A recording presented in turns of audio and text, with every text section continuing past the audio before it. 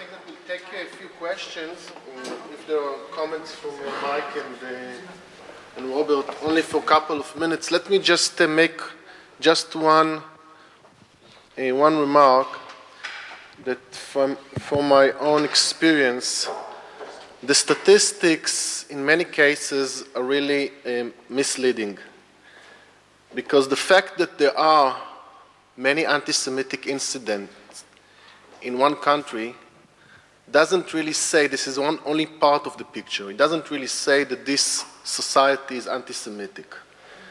The meaning of that is that there are perpetrators, there are people in this specific country, groups that are ready to perpetrate violence against the Jews. And the comparison that we just made is between Hungary and UK.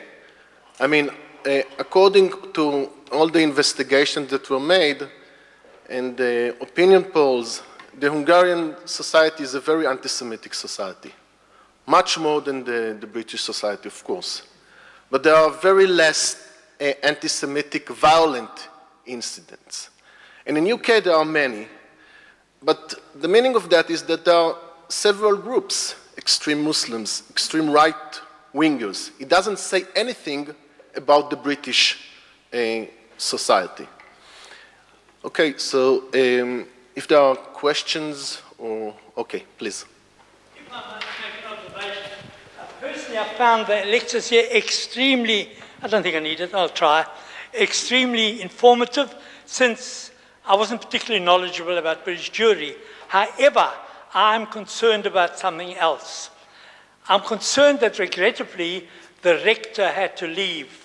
And as you all heard, he is somewhat confused. He mentioned it himself between anti-Zionism, anti-Judaism, and I venture to suggest that regrettably a large percentage of academia is totally confused on the subject because of three basic historical facts they do not take cognizance of. Number one, the Jewish state was not created by the Balfour Declaration. The Balfour Declaration was a wish, a hope, a promise that if the Western Allies win the war, the Jews are going to have a home here. The state was declared in April 1920 at San Remo, where the victors of World War I unanimously agreed that the mandate be given to Britain in order to establish a national home for the Jewish people. This historical fact is not usually mentioned and stressed. It is crucial. It was subsequently confirmed in 1947, slightly smaller land. That's one thing. The other matter which I think that is overlooked is that by academics and others, not a single Arab leader is prepared or has said he will make peace with Israel on some condition or other. All that tell us what we should not do. And finally, and this is rather important, we are the only democracy, the only member of the United Nations under threat of extinction. And hence, our democracy cannot act as far as freedom of speech and freedom of action is concerned, like, let us say, the Western democracy of Britain and America, who knows. In other words, we have to react like a country at war, but say the England and America, 39-45. I think it would be a great idea if Professor Wistrich, who is the authority in this matter, would take time off and give a lecture to some of his colleagues in academia in order to persuade them, for example, that by supporting boycotts, disinvestment and sanctions, they are supporting those who wish to destroy the state of Israel. They are renegades and traitors. This is not freedom of speech. This is already abuse of action. I think this is an important matter which we should all bear in mind, and where regrettably, as I mentioned before, not only only a minority, but the influential minority of academia is totally confused. Thank you. Okay. Thank you. Questions? Can I okay, so please. Mike. Mike? it's your fault that so many incidents were numbered in England. Yeah, definitely. I think it's your fault because you have built such a good system of monitoring. Yeah. And if one would like to think, let's say, how many anti-Semitic incidents happened last year in Tatarstan? Okay, let him try to call Kazan, that's the capital. And there are so many countries in which there is no system, no telephone, there is no way to know. And you, with the CST, with your good work, you're responsible for the fact that there are high numbers known in the UK because there is a very good reporting system.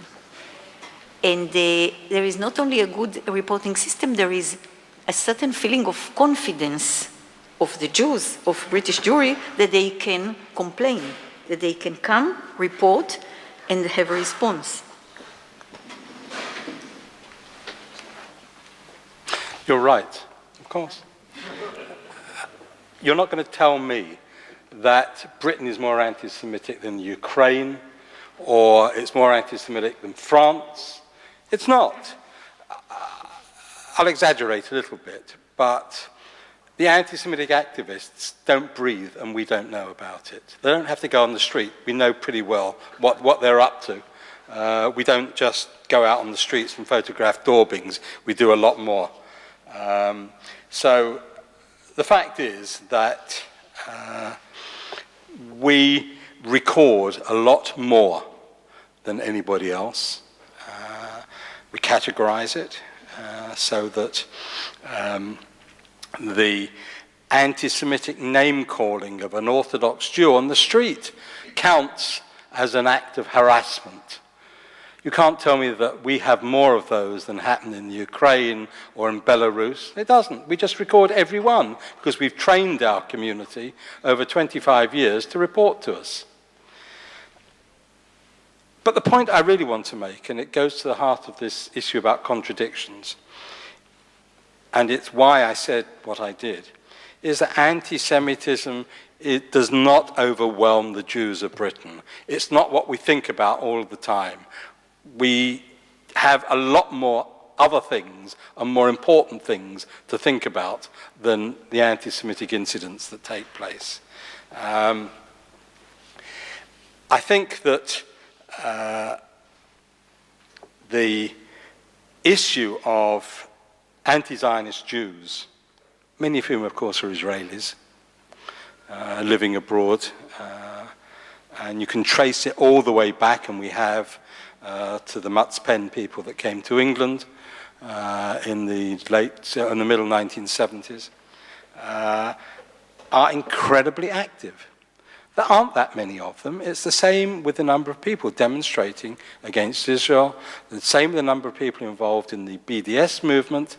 There aren't that many people. I doubt there are more than 500 activists. In fact, if I were to go back and actually sit with my colleagues and go through all the names of all the people, I doubt we would get more than 500, but they're incredibly active. Some people do nothing but demonstrate against Israel and get a lot of publicity about it.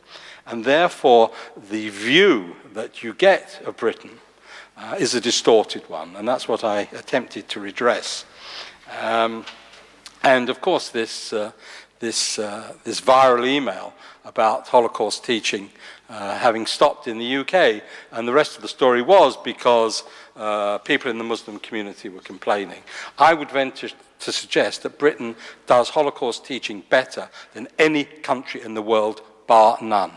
This afternoon, I spent an hour reviewing Britain's submission to the ITF. I had to read the draft from Andrew Burns this afternoon because he's got to send it off at the end of the week to the peer reviewers, who I think are Slovenia and Ukraine or somebody. I mean, people like that who are reviewing the UK's Holocaust education system. We do it better than anybody. We do it more thoroughly than anybody. And as I said, we send Muslims' kids to Auschwitz. Every school in Britain sends two high school students to Auschwitz every year. They do it as a consequence of a competition The competition for those places is fierce. The CST sends policemen. We send at least 50 policemen a year to Auschwitz. There are a whole host of programs, most of which none of you will know about, but which are all listed in the UK report to the ITF, which is going off this week. So the story that Britain had stopped or been prevented from teaching the Holocaust in the schools, I think fulfilled certain people's wishes because of what they'd been led to believe about Britain as a consequence of all of this publicity. Just one word about Howard Jacobson's book. I think if you read Howard Jacobson's book together with Anthony Julius's book on the history of anti-Semitism in Britain, I think you get a very, very clear and a very thorough picture, like you would get from nobody else. But again, it doesn't tell the whole story. And it's not anti-Semitism that Jews in Britain think about in all their waking hours. It's not. There are so many other things going on in the Jewish world. If you read the Jewish Chronicle, it's all about the celebration of Jewish success and about Jewish cultural life and about Jewish musical life. We have a vibrancy in the community that wasn't there 20, 25 years ago. It's fairly recent. It really is astonishing that Britain, which really was Jewishly a cultural backwater, has suddenly become so active in the last 10 to 15 years.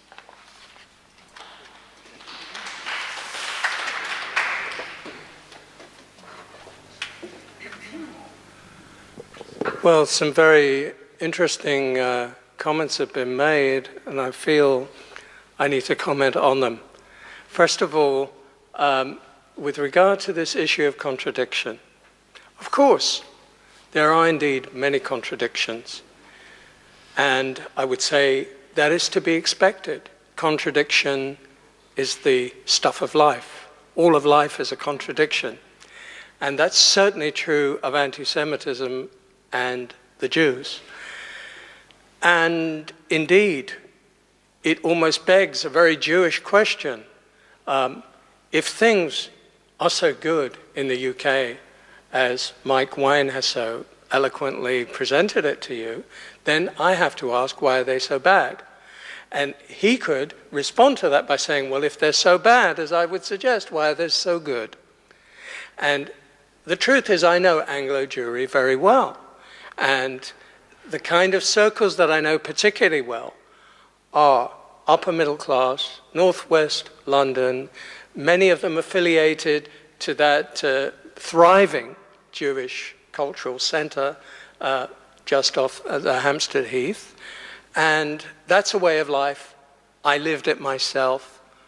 I had a kind of life that outwardly, I stress outwardly, there were no worries, no reasons to even think about making Aliyah to Israel. And I do understand that point of view. I don't share it, but I do understand it. I think that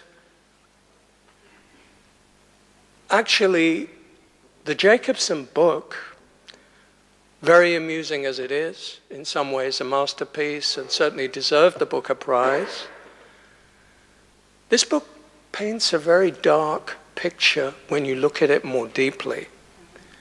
And that's really what's striking about it.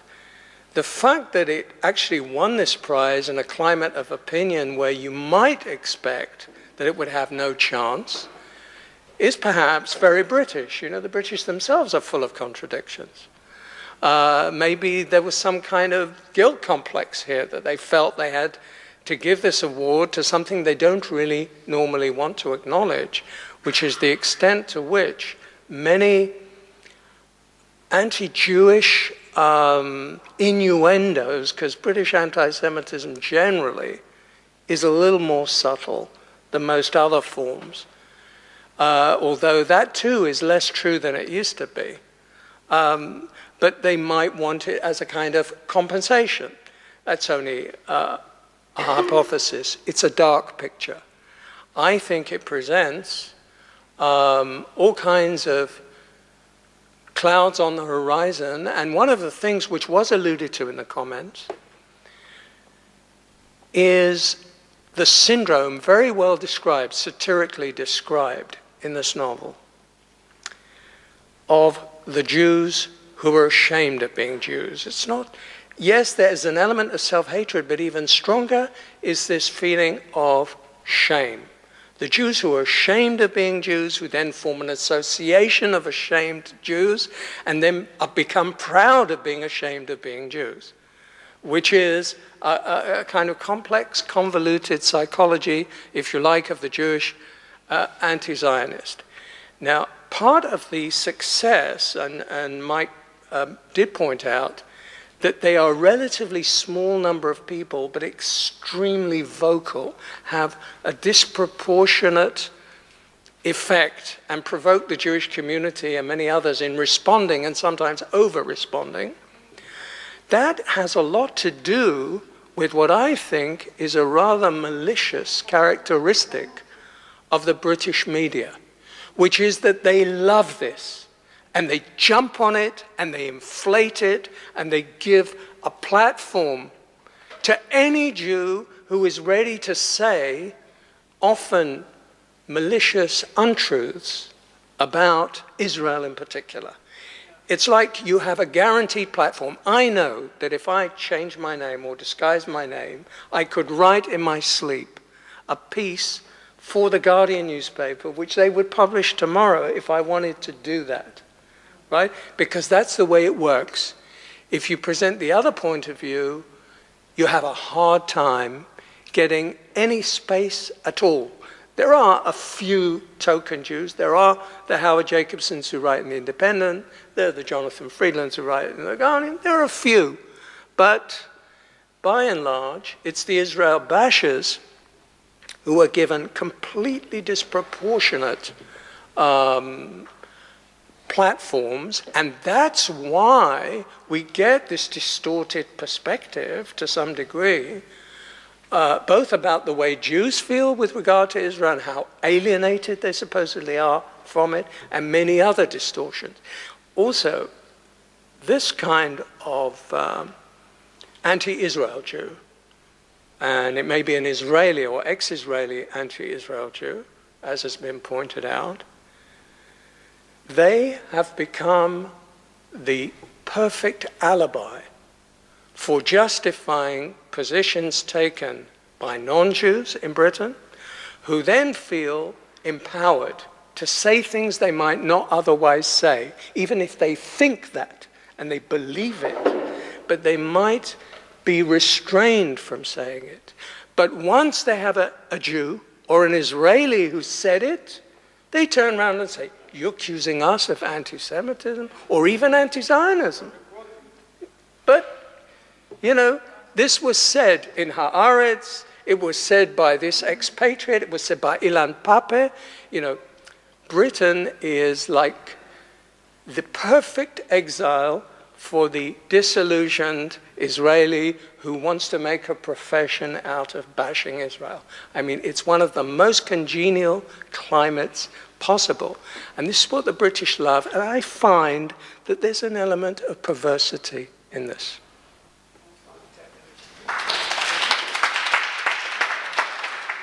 So we have just a little ceremony here. And, Okay.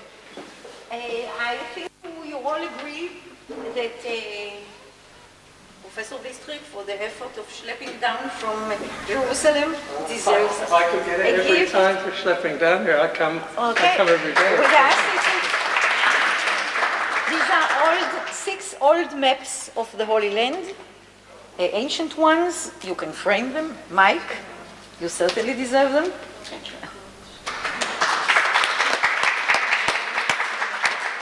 Okay. thank you very much. Thank you.